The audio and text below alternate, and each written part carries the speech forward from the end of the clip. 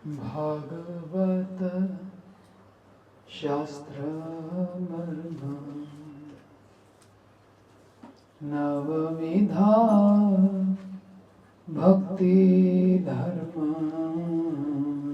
भागवत शास्त्रमर्म नवविधा भक्ति धर्म। भागवत शास्त्रमर्म नवविधा भक्ति धर्म। भागवत शास्त्रमर्म नवविधा भक्ति धर्म। सदाई करीबो सुसेवाना। सदाई करीबो सुसेवाना। सदाई करीबो सुसेवाना। सदाई करीबो सुसेवाना। अन्य देवाश्रय नाई तुम्हारे कहिलो भाई। अन्य देवाश्रय नाई तुम्हारे कहिलो भाई। अन्य देवाश्रय नाई तुम्हारे कहिलो भाई। अन्य देवाश्रय नाई तुम्हारे कहिलो भाई। ए भक्ति परम कारण। मेरी भक्ति परम ए भक्ति परम कारण। मेरी भक्ति परम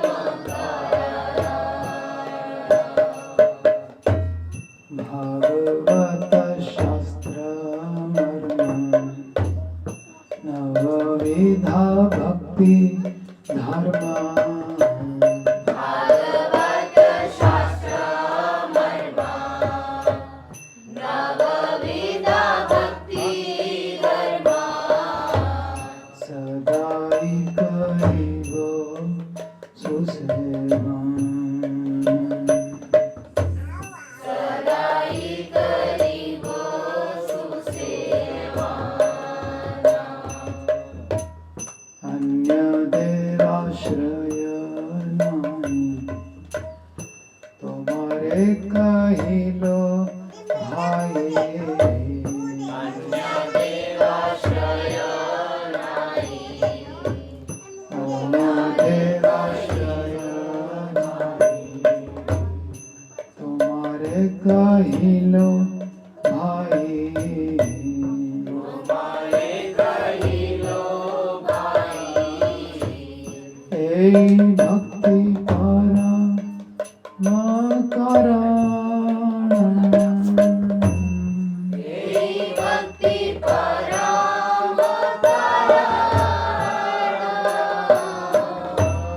ए भक्ति परम कारण। मेरी भक्ति परम कारण।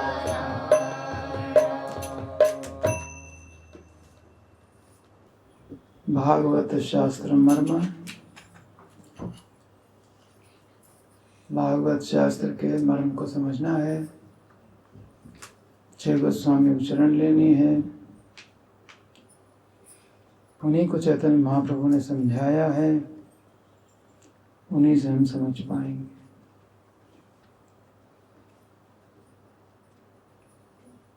और भागवत शास्त्र मर्म थोड़े से शब्दों में अगर कहा जाए तो नवविधा भक्ति धर्म। नवधा भक्ति एक साधक के पॉइंट ऑफ व्यू से कहा जा रहा है, सिद्ध के पॉइंट ऑफ व्यू से नहीं कहा जा रहा है। नरोत्तम दास ठाकुर विनम्रता पूर्वक अपने को एक साधक मान रहे।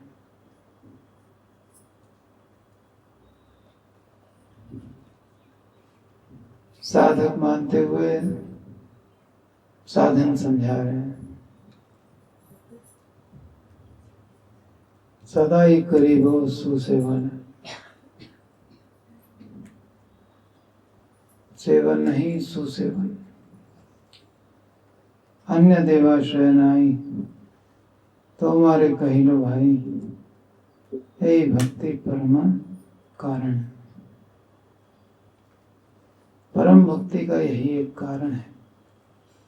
क्या? अन्य देवाश्रय नाई। जब देवाश्रय नाई तो मनुष्याश्रय क्यों होगा? कदापि नहीं होना चाहिए। कोई मनुष्याश्रय नहीं। इवन निज बल चेष्टा भरोसा छाड़िए, उस पर भी भरोसा नहीं होना चाहिए। अपने बल बुद्धि एफर्ट्स, हमने एफर्ट कर दिया, रिजल्ट आएगा। रिजल्ट हमारे हाथ में नहीं है। इसलिए निज बल चेष्टा प्रति भरोसा छाड़िए। चेष्टा करनी है, लेकिन चेष्टा पे भरोसा नहीं करना।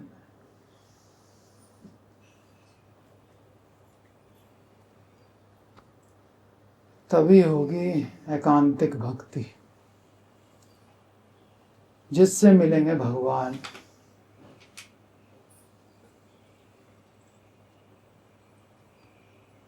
एकमात्र अनन्य भक्ति से मिलेंगे। भक्त्या तु अनन्यया शक्य अहम एवं विधो अर्जुन। गीता 11वां अध्याय।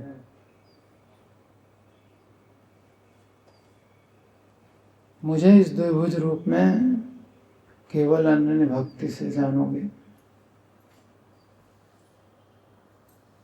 जानोगे तो मानोगे, मानोगे तो शरण लोगे।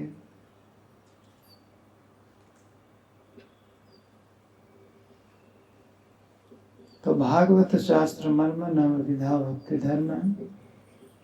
तो सौभाग्य से जीव गोस्वामी पाद की टीकाएं और भी अन्य शास्त्रों की टीकाएं सुलभ हैं। हम लोग उससे समझने का प्रयत्न कर रहे हैं कि सुसेवन कैसे होगा।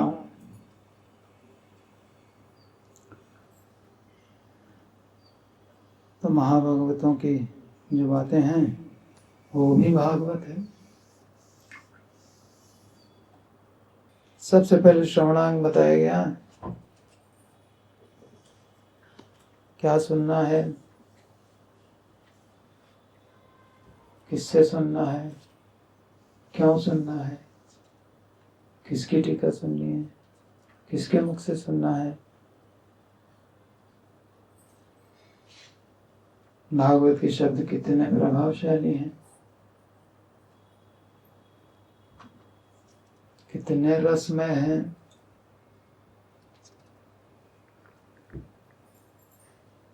ये सारा आप लोगों ने जाना।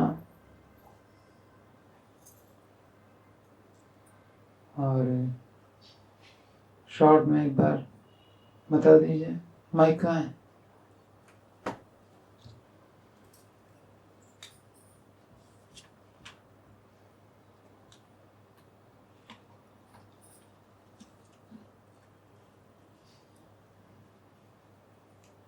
कौन बताएगा? बोलिए।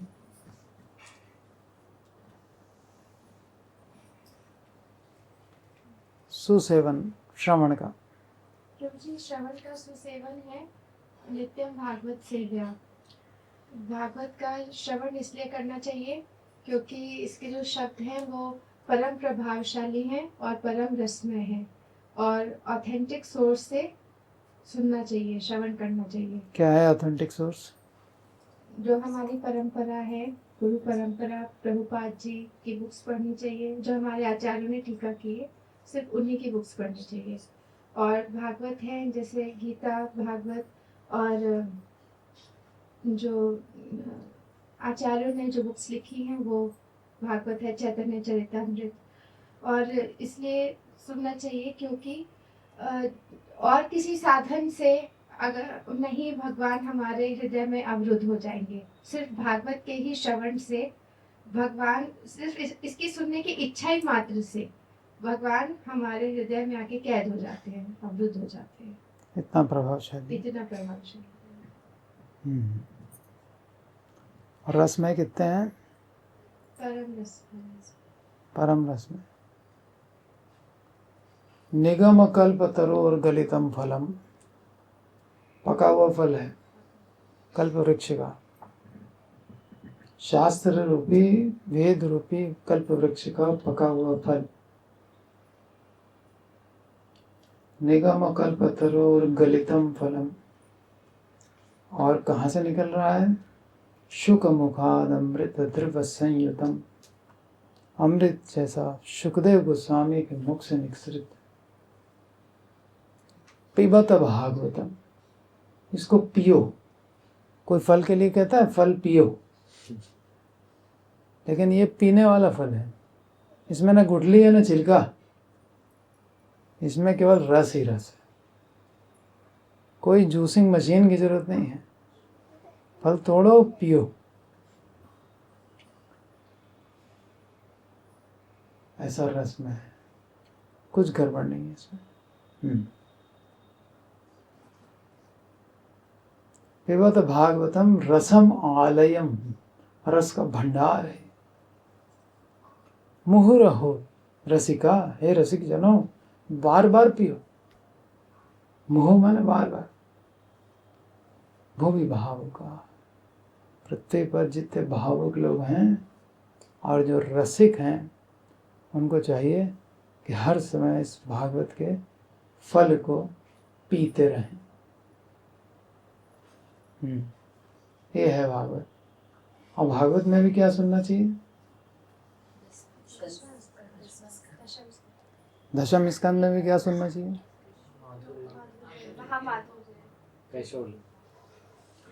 हाँ, तो आगे की बात है, अभी तो पूरा सुनना है, जंपिंग नहीं कर सकते, है ना? नहीं तो सिद्धांत पीछे छूट जाएंगे, और जो छूट गए वो कभी ज़िंदगी में नहीं आ पाएंगे। इसलिए कोई सिद्धांत मिस नहीं होना चाहिए, पूरा पढ़ना पड़ेगा। ठीक।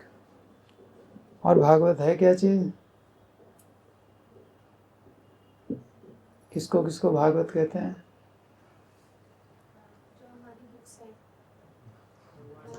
भगवान के वचन, गीता, सब भागवत है। जिसमें भगवान की लीला का गान हो, जिसमें महाभागवतों की लीला का गान हो, सब भागवत। चाहे भजन हो, वो भी भागवत है, सब भागवत। नित्यम भागवत सेवया। आप कोई भजन गा रहे हैं, आपसे कहा था केवल भागवत पढ़ो, नहीं वो भी भागवत है, में कंफ्यूज होने की जरूरत नहीं। ठीक, ये हो गया। 9 अंग हैं श्रवणांग का सुसेवन। अब कीर्तन का सुसेवन कैसे होगा? घास के तिनके से भी क्या? हाँ बोलिए, पूरा बोलते रहिए, माइक दीजिए। हाँ, कंटिन्यू।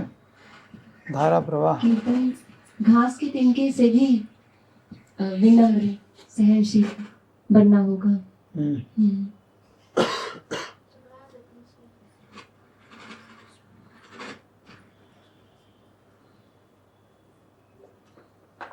और अमानिना मान देना, मान सम्मान की इच्छा त्यागनी होगा। दूसरे को मान देना होगा। दूसरे को मान लेना होगा। एक बार एक गुरुजी ने अपने शिष्य को कहा कि परमात्मा सबके हृदय में है, वो सर्वसाक्षी है, सब देख रहा है, भयभीत होने की जरूरत नहीं। एक दिन सड़क पे जा रहा था तो सामने से एक हाथी आ रहा था, पागल। महावत उसको कंट्रोल करने में लगा हुआ है, अंकुश को मार रहा है, उसके ऊपर कंट्रोल नहीं हो रहा है। सामने देखा ही लड़का खड़ा हुआ है, उसे कहा हट जाओ हट जाओ हट जाओ। उसने कहा नहीं, हाथी के अंदर भी परमात्मा है, हमारा नुकसान थोड़े करेगा, इसलिए नहीं हटा। अब हाथी ने सूंड में पकड़ के और पटक दिया, अब सारी हड्डियां टूट गई, हॉस्पिटल में टंगा हुआ है। हाथी में परमात्मा देख लिया। गुरुजी आपने कहा था हाथी में परमात्मा देखना है। बोले हाथी के ऊपर भी कोई था? कहें हाँ, महावत था। कहें उसमें परमात्मा, उसने कुछ कहा था तुमसे? बोले हाँ। उसने कहा हट जाओ। तो वहाँ परमात्मा तुमको नहीं दिखाई दिया कि उनकी बात भी माननी चाहिए? हाथी के सामने जा खड़े हो गए। तो ये अधूरा ज्ञान है। परमात्मा देखो तो सब में देखो। जानबूझ के किसी डेंजर में अपने आप को फंसाना, जहाँ संभावना हो, और मना कर रहे हैं वो लोग, उसमें परमात्मा नहीं देखते हम। ये हमारा दैन्य है, हमको दिखाई नहीं पड़ता।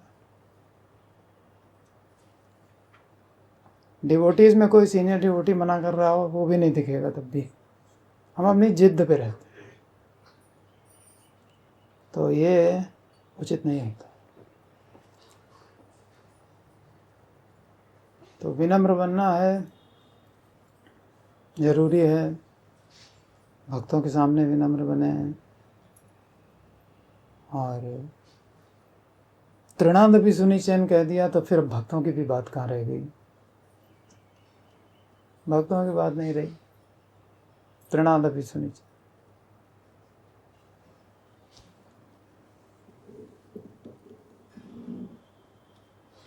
तो महाप्रभु कह रहे हैं जे रूपे लैले नाम प्रेम उपजाए। क्यों हम सुसेवन करना चाहते हैं? हमको प्रेम चाहिए, हमको नित्य सेवा में लगना है, और सेवा बिना प्रेम के लेगा नहीं। इसलिए हमको प्रेम उपजाना है अपने अंदर। प्रेम कैसे उपजेगा? हरिनाम से। हरिनाम ही एकमात्र साधन है कलयुग में। और हरिनाम कैसे लें कि प्रेम जल्दी उपज जाए? तो विनम्र होकर। तृणादपि सुनिचैन तरुरपि सहिष्णुना अमानिना मान देना कीर्तनीय सदा है। कौन मना कर रहा है कीर्तन? करो, लेकिन अमानिना मानदेन भी रखो, और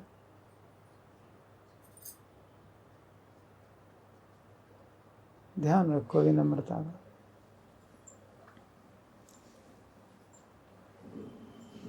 तो इसको महाप्रभु खुद ही समझा रहे हैं। उत्तम हैया अपना के माने तृणाधम, दुई प्रकारे सहिष्णुता करे वृक्ष सम। वृक्ष की तरह दो प्रकार की सहनशीलता होनी चाहिए। वृक्ष जन काटिले है किछु न बोलाए।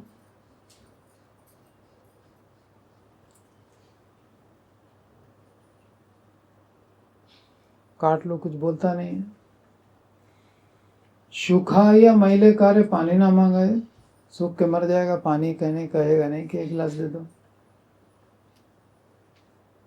जय जे मांगे तारे दे अपन धन। कोई भी कुछ भी मांगेगा, उसको अपना धन दे देगा। और घर में वृष्टि सहे, खुद गर्मी बरसात सब सहता है। आने र करे रक्षण, उत्तम हैया वैष्णव हवे निरभिमान। जीवे सम्मान दीवे, जाने कृष्ण अधिष्ठान।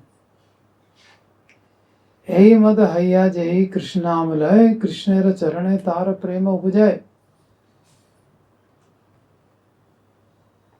ऊर्ध्व बाहु करी कही सुनो सर्वलोक, नाम सूत्र गांथी परो कंठे यही श्लोक, प्रभुर आज्ञाए करो यही श्लोक आचरण, अवश्य पाइबे तबे श्री कृष्ण शरण। एक श्लोक का आचरण कर डालो, कृष्ण के चरण अवश्य मिलेंगे।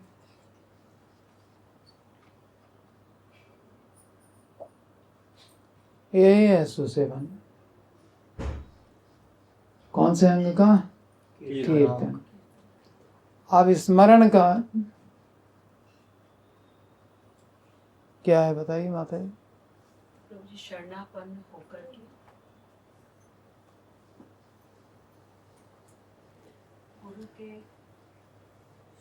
गुरु के शरणापन्न होकर के उनकी आज्ञा का पालन करके जब हमारा चित्त पूर्ण रूप से शुद्ध हो जाता है तब जाकर के हम स्मरण कर पाते हैं। उसके लिए इसका मतलब ये सब लोग नहीं कर पाएंगे। इसलिए कहा है तुम्हारा एकांत भजन है केवल कहता हुआ। तुम कह रहे हो हम खाली बैठ करके अकेले में स्मरण करेंगे। मन तुम्ही किसे रे वैष्णव, भक्ति सिद्धांत महाराज कहते हैं। कैसे वैष्णव हो तुम? प्रतिष्ठार तरे निर्जनेर घरे तुम्हारा एकांत भजन केवल कहता। तुम कह रहे हो हम स्मरण करेंगे। क्यों ऐसे नाटक करते हो? क्योंकि प्रतिष्ठा चाहिए। प्रतिष्ठा तरे ये तो भाई एकांत भजन ऐसा।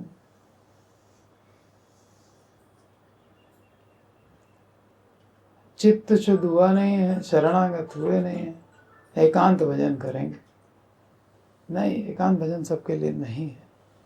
शुद्ध चित्त, शरणागत, फिर शुद्ध चित्त, तब स्मरण। हाँ, कीर्तन सब कर सकते हैं। साथ ही साथ हरि नाम से प्रार्थना करनी कि हमको ऐसा बना दीजिए। अपराध करेंगे तो हरि नाम कभी भी प्रेम नहीं देंगे, इसलिए अपराध नहीं होना चाहिए। 10 नाम अपराध बताए हैं। अगर ये 4 बातें आ गई तो 10 नाम अपराध भी नहीं होगा।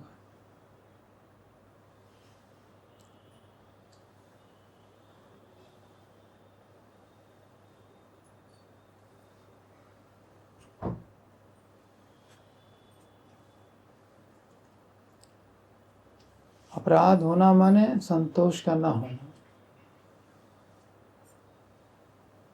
अपराध होना माने सिद्धि का न प्राप्त होना। 2 मतलब है अपराध के। सिद्धि प्राप्त नहीं होगी, संतोष प्राप्त नहीं होगा। तुष्यंति ही नहीं होगा तो रमंती कहाँ से होगा? मतलब जैसे कहा ना कि अपराध करेंगे तो संतोष नहीं होगा कि हाँ मेरा भजन आज बहुत अच्छा हो गया। भजन अच्छा हो गया किसी भक्त का, साधक का, तो वो सोचता है कि आज तुष्ट रहता है। हाँ, और दूसरा क्या बताया? अपराध नहीं, अपराध का अर्थ सिद्धि। सिद्धि माने अपनी भावी सिद्ध दशा का स्मरण करके जिस आनंद की प्राप्ति होती, अपनी भावी दशा, ये फ्यूचर की जो मेरी कंडीशन होगी, एक दिन राधा कृष्ण के सेवा कर रहे होंगे, ये तो अगर सुसेवन कर ले गए तो हो ही जाएगा। इसमें कौन बड़ी बात है? बहुत लोग पा गए भगवान को सुसेवन कर करके, तो हम भी पा जाएंगे। इसमें कोई नई बात नहीं है।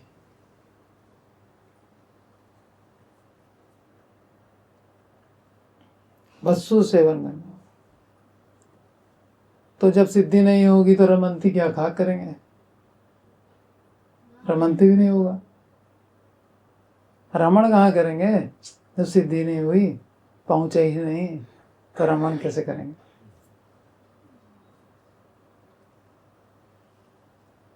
फिर स्मरण का हो गया। आप पिछली बार बताया था पाद सेवन।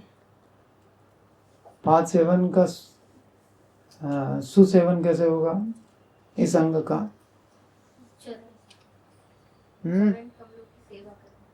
चरण कमलों की सेवा करके। ये तो मीनिंग हुआ, वर्ड मीनिंग।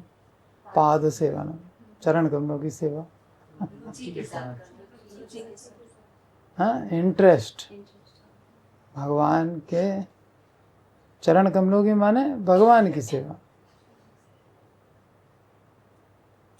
अभी ये अर्चनम नहीं है।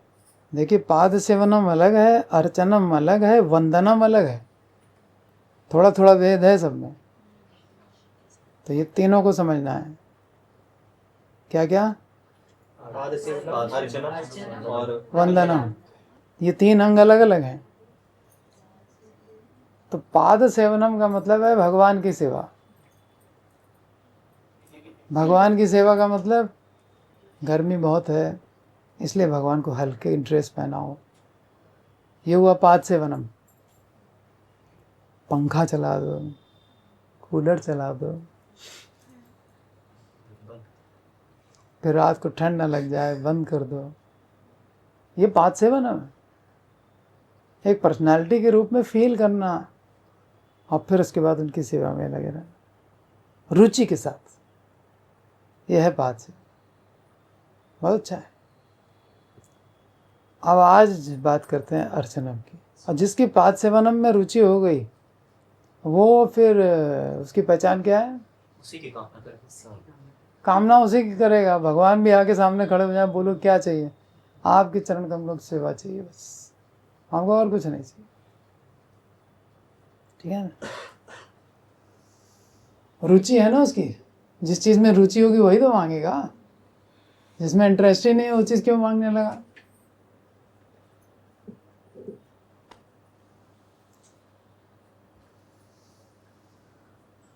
न काम ये अन्यम, और कोई कामना नहीं रहती उसकी। तब पाद सेवनाद किंचन प्रार्थ्यन, कुछ भी प्रार्थ्य नहीं रह जाता उसके लिए। कोई प्रार्थना नहीं करता, बस सेवा दे दो।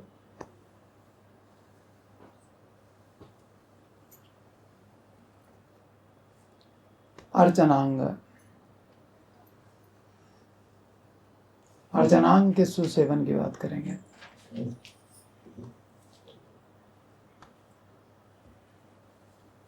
हरिनाम में दीक्षा किसकी किसकी हुई है?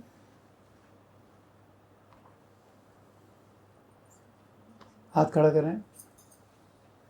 1 2 3 4 5 6 7। आपके हाथ कहाँ हैं?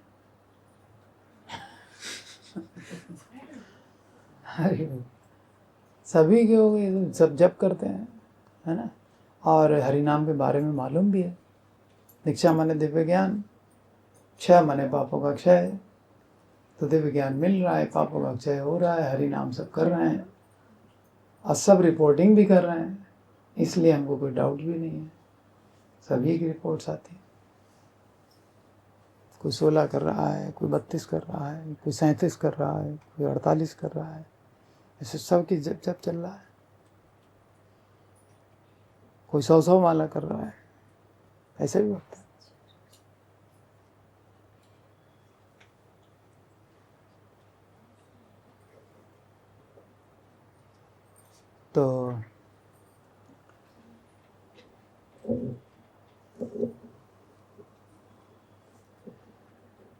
तो ये जो अब अर्चन की बात आ रही है वो हरिनाम में दीक्षित व्यक्ति की बात है। कम से कम हरिनाम तो कर रहा हो। जब प्रेमावश्य प्रभु गए महाराज के पास कि हमको दीक्षा दे दीजिए, तो उन्होंने कहा हरिनाम कर रहे हो? बोले हाँ कर रहे हैं। कितनी माला कर रहे हो? बोले 16। बोले कब से कर रहे हो? बोले 5 साल हो गए। तो फिर दीक्षा क्या जरूरत? हरिनाम ही तो असली दीक्षा है। कर रहे हो तो नहीं। हमको मन के संतोष के लिए आप एक बार कह दीजिए कि तुम मेरे शिष्य हो, बाकी हरिनाम करने वाला वो दीक्षित ही है, तभी तो कर रहा है। उसको समझ में आ गया है कि हाँ इसी से मेरा हित होना है। यही तो दीक्षा होती है। और क्या होता है? शिष्य का संकल्प ही तो दीक्षा है। गुरु थोड़ी संकल्प करता है। दीक्षा के समय, दीक्षा काले शिष्य करे आत्मसमर्पण। जो कुछ करना है शिष्य को करना होता है। किससे दीक्षा लेनी है, वो सारे गुरु कोई एडवर्टीजमेंट तो नहीं कर रहे हैं कि आ जाओ मेरे पास आ जाओ। नहीं, स्वेच्छा से जा रहा है, स्वेच्छा से जा रहा है तो बात भी मानेगा। तो विष्णु मंत्र में दीक्षित व्यक्ति, अब देख लीजिए, आप सबने हाथ उठा दिए हैं, तो अब कर्तव्य क्या है। विष्णु मंत्र में दीक्षित व्यक्ति मात्र के लिए अपने इष्ट देवता का नित्य अर्चन विधेय है, कंपलसरी है। किसका? भगवान के अर्चा विग्रह का सेवन कंपलसरी। ये नहीं सो रहे हैं, लापरवाही कर रहे हैं, ये सब नहीं, ये कंपलसरी हो गया। क्या समझ में आया? हो रहा है? नहीं हो रहा ना? लापरवाही हो रही है? नहीं होनी चाहिए, सबको करना चाहिए अर्चा विग्रह की सेवा। नहीं तो क्या खिलौना ला के रख दिया, क्या करना है? ऐसे तो नहीं है।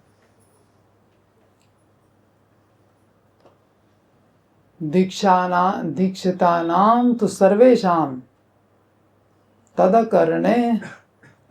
अकरणे, अगर वो नहीं करता, नरक पात, नरक में गिरेगा। अर्चा विग्रह ले आया, सेवा नहीं कर रहा, नरक पात। विष्णु धर्मोत्तर शास्त्र में दिया। एक कालम द्विकालम वा त्रिकालम पूजयेद हरिम। चाहे एक टाइम आरती करो, 2 टाइम करो, 3 टाइम करो। शाम को गौर आरती करो, सुबह मंगल आरती करो, श्रृंगार आरती कर लो, दिन में राजभोग आरती कर लो, रात को शयन आरती कर लो, ठीक है। पर 1, 2 या 3 जितनी कर पाओ, आप ही के लिए अच्छा है, भगवान का स्मरण बना रहेगा। एक कालम द्विकालम वा त्रिकालम पूजयेद हरिम। और अपूज्य, अगर पूजा नहीं की है, अपूज्य भोजनम कुर्वन्, बिना पूजा किए भोजन कर लिया, नरकानि वृजेत, नरक में जाएगा। भगवान की पूजा की नहीं, वो खा रहा है बैठ के। अर्थात जो लोग विष्णु मंत्र में दीक्षित हैं, वे गृहस्थ हों या त्यागी अथवा ब्रह्मचारी कुछ हों या वानप्रस्थ, वे अपनी इष्ट पूजा नहीं करते तो शास्त्रों में नरक पात की बात देखी जाती है। बहुत से लोग हैं, लड्डू गोपाल सेवा नहीं कर पाए, दे दिया किसी और, ये ठीक थोड़ी, दूसरे को दे दिया। यहाँ हम गए, वहाँ सेवा नहीं हो रही तो उठा लाए, बजाय उसको सिखाने के हम ही उठा लाए, तो वो क्या सीखेगा? उसका जीव का कल्याण कैसे होगा? है ना? समझा पा नहीं रहे हैं, इसलिए जो है समझाने के प्रयत्न करेंगे तो उसमें पता नहीं कितना हमारा कॉन्शियसनेस बढ़ेगी। प्रयत्न तो करें, यही तो हमारा काम है, प्रचार, और दूसरा तो काम ही नहीं है। मरते दम तक प्रचार करना है। एक प्रभुपाद जी का ऑडियो इसने शेयर किया था। प्रभुपाद कहते हैं, मर जाओ प्रचार करते करते, वो भी ग्लोरियस है तुम्हारी। मरना अच्छा है प्रचार करते करते।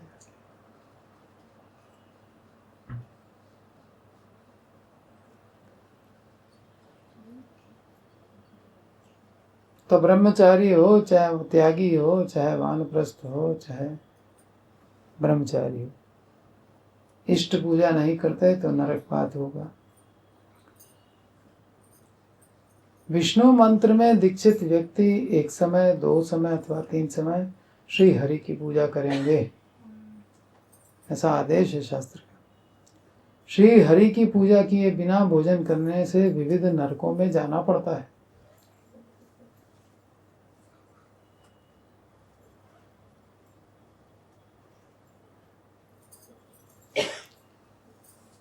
तो ये हमने सुबह बबीता को बताया, तो एक्चुअली बबीता ने कहा आज तो मैंने मंगल आरती की नहीं है, तो अब हम प्रसाद भी नहीं लेंगे।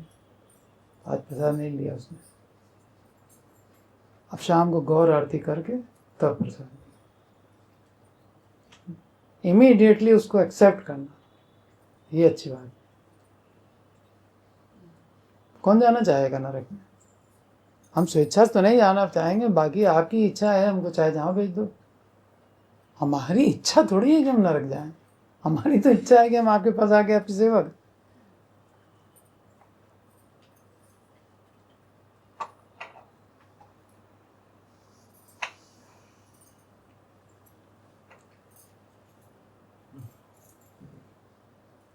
विशेषतः गृहस्थ भक्तों के लिए, ध्यान दीजिए गृहस्थ लोग, विशेषतः गृहस्थ भक्तों के लिए अर्चन मार्ग मुख्य भजनांग है। उनके लिए तो कंपलसरी है, वो तो करें ही करें।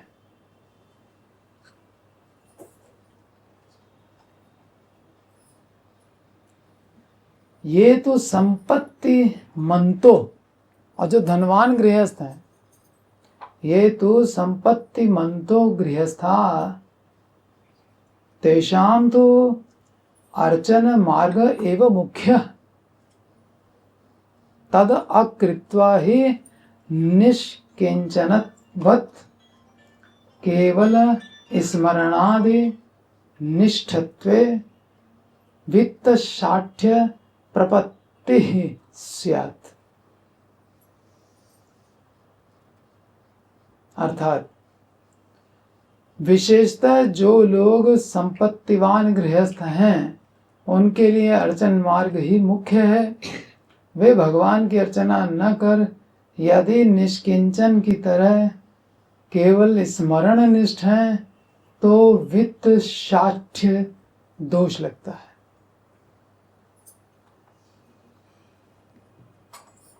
अर्थात वो अपने वित्त का सही उपयोग नहीं कर रहा है ना। अर्चना के लिए, भगवान के लिए बहुत अच्छी से अच्छी व्यवस्था करनी चाहिए, अच्छे से अच्छा मंदिर बनाना चाहिए, और अगर वो नहीं कर रहा है तो वित्त शाठ्य कह रहा है। शाठ्य माने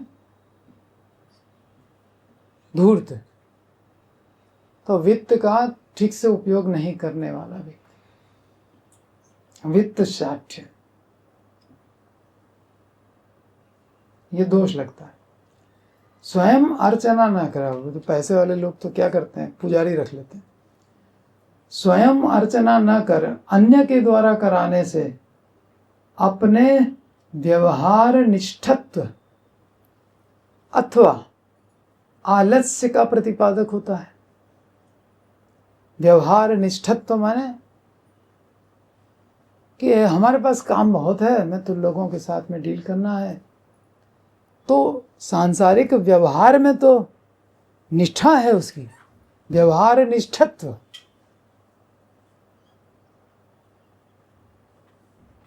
और भगवान की सेवा में आलस्य, ये दो दोष लग जाएंगे अगर दूसरे से पूजा करवा रहा है। स्वयं अर्चना न कर अन्य के द्वारा कराने से अपने व्यवहार निष्ठत्व और आलस्य का प्रतिपादक होता है। अर्थात अपने व्यवहार कार्य में आसक्त अथवा सेवा विषय में अत्यंत अलस, ऐसा समझना होगा। अच्छा, ये सब तो बातें हो गई कि किसको करना चाहिए और अगर नहीं करेंगे तो क्या होगा, और दूसरे से कराएंगे तो क्या होगा। कि हाँ भगवान की सेवा चल रही, बहुत बढ़िया, ऐसा पुजारी रखा है एकदम बढ़िया, इस्कॉन का पुजारी ला के बिठाया गया। वाह, लेकिन तुम्हारा क्या हाल हो रहा है? इस्कॉन का पुजारी तो अपना जो कर रहा है उसको मिल रहा है, तुमको क्या मिल रहा है? तुम्हारा तो व्यवहार निष्ठत्व और आलस्य प्रकट हो रहा है। तो अब सुसेवन कैसे होगा? एक बात पर विश्वास करना होगा। किस बात पर? विग्रह नह साक्षात तुम्ही ब्रजेंद्र नंदन। आप विग्रह नहीं हैं, मूर्ति नहीं है, आप तो ब्रजेंद्र नंदन है। ये विश्वास रखना होगा। ये नहीं आपके भगवान पीतल के हैं, आपके भगवान पत्थर के हैं, वाइट मार्बल है, ब्लैक मार्बल है, ये क्या है?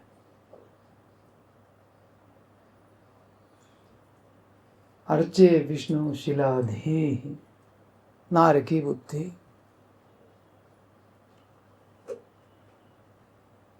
अपने व्यवहार कार्य में आसक्त अथवा सेवा विषय में अत्यंत अलस, ऐसा समझना होगा। नह विग्रह तुम्हें साक्षात ब्रजेंद्र नंदन, चैतन्य चरितामृत में कविराज गोस्वामी कहे। इस विश्वास के साथ विग्रह सेवा करने में ही अर्चन मार्ग का यथायथ सुसेवन होता है। तब आप कायदे सेवा करेंगे। जब आप कहेंगे ब्रजेंद्र नंदन मेरा वेट कर रहा है, ठीक है ना? तो अब भगवान को भोग लगाने में लेट हो रहा है। भगवान दास हैं कि हम दास हैं? भगवान मेरा वेट करेंगे? नहीं, भगवान को टाइम से भोग लगाना, टाइम से उठाना, टाइम से रेस्ट कराना, ये सारी चीज़ें होनी चाहिए कि नहीं होनी चाहिए? जब हम साक्षात ब्रजेंद्र नंदन मानेंगे, हम तो चाहते हैं गोलोक में जाके सेवा करें, तो क्या ऐसे ही सेवा करेंगे जैसे घर में कर रहे हैं? लापरवाही से ऐसा तो नहीं होगा ना।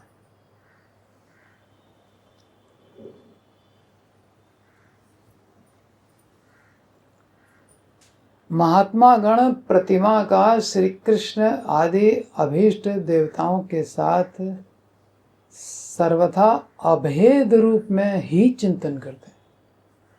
जब दुर्गा जी को भी प्रणाम करते हैं तो देखते हैं कि वो दुर्गा हैं। ये नहीं कि खाली वैष्णव देवी में उनको दुर्गा दिखाई देती है, पहाड़ चढ़ के जाएंगे तभी कुछ वहाँ वो सुनवाई होगी। हर घर के पास में भी तो दुर्गा है, वो क्या है? तो जो बढ़े चढ़े लोग हैं वो तो वहीं दर्शन करके गदगद हो गए, बाकी पहाड़ चढ़ते फिर रहे हैं। उनको लगता है नहीं वहाँ सुनवाई ज़्यादा होती है। बड़े भगवान, हमारे घर में तो छोटे से हैं, वो कहाँ सुनेंगे? छोटा सा पर्वत उठा के अभी बैठा हुआ है इतना बवाल काट दिया उसने अब इंद्र की देखिए क्या दशा बने।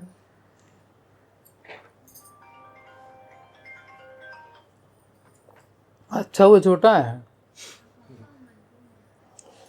तो शिव जी का दर्शन करें तो अभेद रूप में करें कि हाँ शंकर जी के पास गए।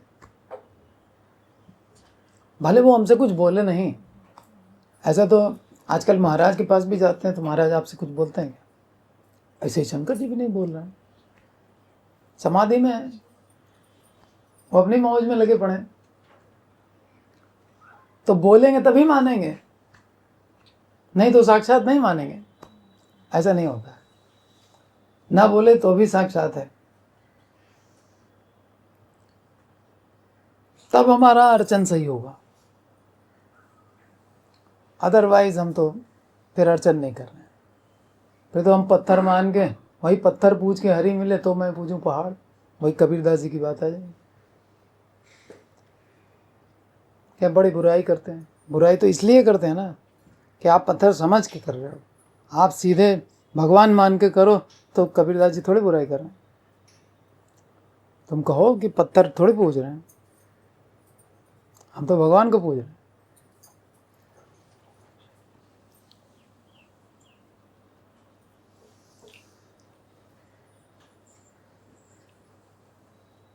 महात्मा गण कृष्ण की प्रतिमा और कृष्ण में सर्वथा अभेद रूप में ही चिंतन करते हैं। सर्वथा अभेद, हर दृष्टि से कोई डिफरेंस ही नहीं है। अब सनातन गोस्वामी मदन मोहन से बात करते थे, वो उनसे रोटी मांगते थे, तो उनसे नमक मांगने लग गए, कहने नमक नहीं मिलेगा जाओ। ऐसे पर्सनल बात है। तो साक्षात मानते हैं तो साक्षात रेसिप्रोकेशन मिलता है, जो मानता नहीं है उसको कभी मिला नहीं। अपने इष्ट देवता के साथ श्री विग्रह की किसी प्रकार की भेद भावना उचित नहीं। कारण दोनों के आकारों में किसी प्रकार का भेद नहीं। अभीष्ट के साथ श्री विग्रह की किंचन मात्र भेद भावना करने से, इतनी सी भी भेद भावना कर ली, अगर भेद भावना माने उसको हमने मूर्ति मान लिया, साक्षात भगवान नहीं माना। किंचन मात्र भी भेद भावना करने से अथवा प्रतिमा में शिला बुद्धि, धातु बुद्धि आदि रखने से व्यवहारिक और पारमार्थिक बहुत से दोष लगते हैं।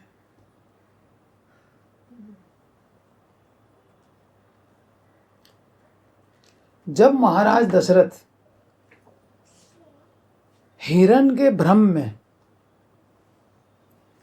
अंधे मुनि श्रवण कुमार के माता पिता के पुत्र को बाण से मारकर उसे मुनि के पास ले आए, क्या करते? जिनका पुत्र उनको इन्फॉर्म तो करना पड़ेगा, बेचारे अंधे हैं। क्या आपका बेटा मेरे हाथ से मर गया, धोखे में शब्द भेदी बाण चला दिया। उन्होंने सोचा हिरण पानी पी रहा है, बाण मार दिया। शब्द भेदी चेक कर रहे थे अपना, और बेचारा लड़का मर गया जो माता पिता को तीर्थ यात्रा में लेके चला था। ये उठा लाए दशरथ महाराज मुनि के पास। तो मुनि मृत पुत्र को लेकर विलाप करते हुए बोले, बहुत ध्यान से सुनिए, मैंने क्या किसी दिन श्री हरि की प्रतिमा में शिला बुद्धि की थी? ऑर्डिनरी समझ लिया था, जिसके अपराध से मुझे पुत्र शोक प्राप्त हुआ। पहली लाइन इनकी यही थी। मुनि का लगता है मैंने शिला बुद्धि कर, वही हमसे अपराध होते हैं और हमको पता कुछ ज्ञात होता नहीं है, और हम सोचते हैं हमने ऐसा क्या किया जो हमको भगवान ने ऐसे कर दिया।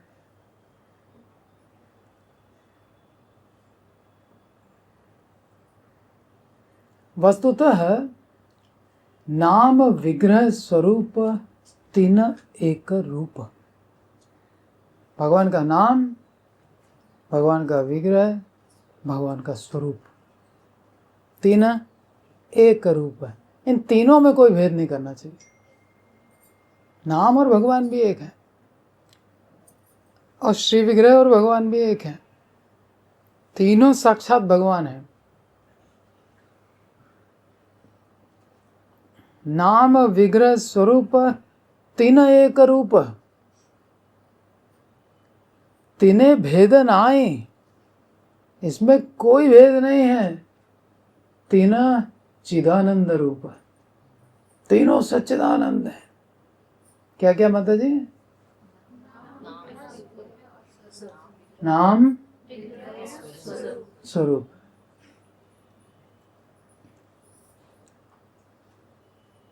इन सब शास्त्र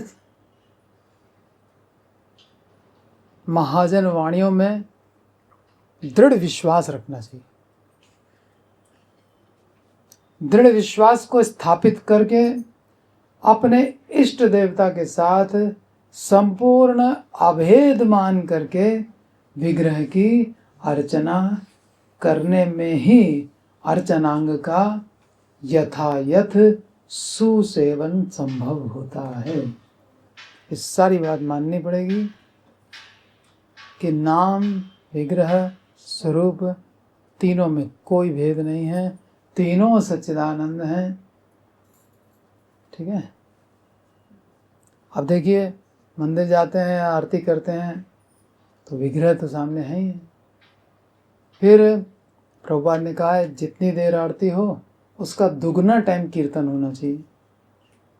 जैसे 20 मिनट में आरती खत्म हो गई तो 40 मिनट और कीर्तन होना चाहिए। ऐसा ये एक फार्मूला सेट किया है प्रभुपाद ने। अगर 10 मिनट में आरती हो जा रही है तो 20 मिनट और कीर्तन करना,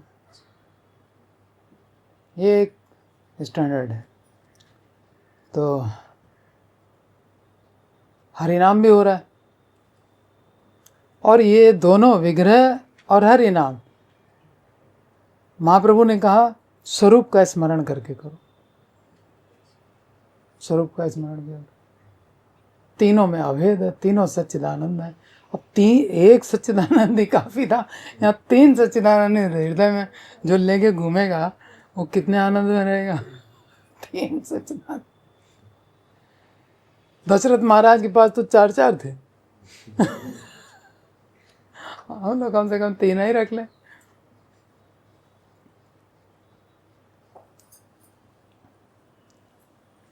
तो कैसे संभव होगा सुसेवन अर्चनांग का?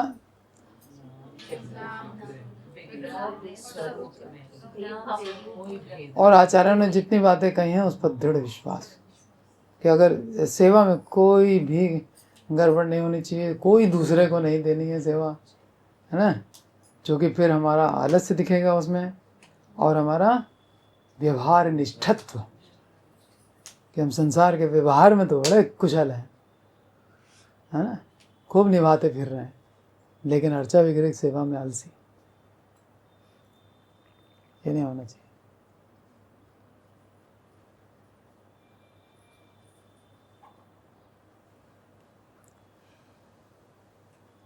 जी एक बात पूछनी। बोलिए मत। प्रभु जी, जैसे हम दोनों लोग होते हैं, कभी कोई हम उनसे कह देते हैं हम प्रसाद बना। माइक ले लीजिए, आप तो मुट्ठी बांधे हैं। कहाँ है माइक? माता जी ऐसे मुट्ठी बांधने लग रहा है। प्रभु जी, जैसे भगवान जी की जैसे हम लोग दोनों लोग मिलकर करते हैं, कभी जैसे हम प्रसाद बना रहे हैं, हाँ। ये इनसे कह देते हैं हम आरती कर लीजिए, हाँ। तो क्या इसमें भी पाप लगते हैं? माता जी वो एक ही बात है, अर्धांग है ना आप। नहीं लगेगा। जगे हुए होना चाहिए, ये नहीं आलस में पड़े सो रहे हैं, भगवान की सेवा में ही लगे ना, बस ठीक है। आरती भी अटेंड कर रहे हैं, कान से सुनाई पड़ रहा है, किचन में अपना कुकिंग भी चल रही है, आ रहे हैं, दिया भी ले रहे हैं, सब कुछ है, दर्शन भी कर रहे हैं, हाँ, सब छोड़ थोड़ी देते हैं।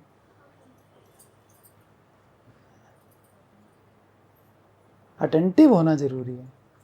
आरती के समय दूसरा कोई एंगेजमेंट नहीं होना चाहिए। वो तो एक मैनेजमेंट का हिस्सा है अपने परिवार का, कैसे मैनेज करिए। कभी कभी आप भी करिए, प्रभु जी करते हैं, या रेगुलर प्रभु जी करते हैं?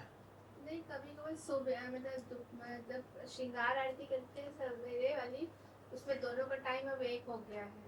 अच्छा, तो ये कोऑर्डिनेट वो साथ में करते हैं, हाँ ठीक है, उसमें थोड़ा सा हो जाता है कि ठीक है, ठीक है। ज़्यादातर यही हाँ हमें इन्हीं से कराना अच्छा लगता है। अच्छा, हाँ नहीं, कभी आप करिए कभी वो करें, ठीक है। मंगल आरती प्रभु जी ये करते हैं। हाँ ठीक है, वो अपने अपने फैमिली की सेटिंग है, अपने आप से करें, लेकिन इग्नोर नहीं होना चाहिए। देखिए, क्रिया का लोप नहीं होना चाहिए, क्रिया का लोप बहुत हानिकारक हो जाता है।